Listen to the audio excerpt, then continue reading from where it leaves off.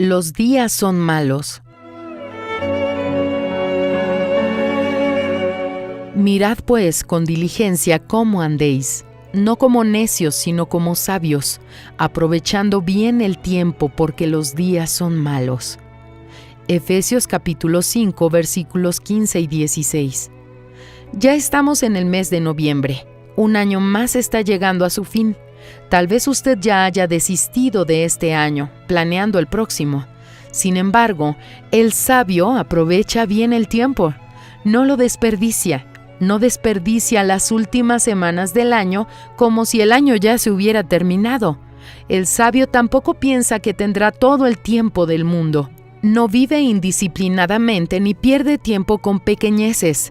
El sabio no pierde tiempo. No desperdicia minutos preciosos con dudas, acusaciones, desánimo o ansiedad. El sabio entiende que su prioridad es la salvación de su alma, es la vida espiritual. Sabe que los días son malos y que a cada día que pasa el mundo empeora. Vigila sus pasos y sus pensamientos para que su tiempo sea bien aprovechado.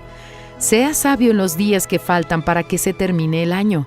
Siembre ahora lo que usted quiere cosechar mañana. Siembre semillas que darán frutos para la eternidad. Aproveche cada minuto del tiempo que usted recibió de Dios, pero no piense que aprovechar es lo que el mundo predica.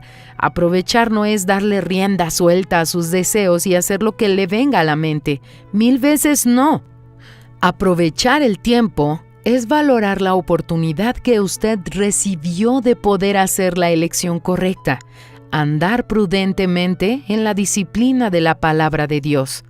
Sea sabio en los días que faltan para que el año se termine. Siembre ahora lo que usted quiere cosechar mañana.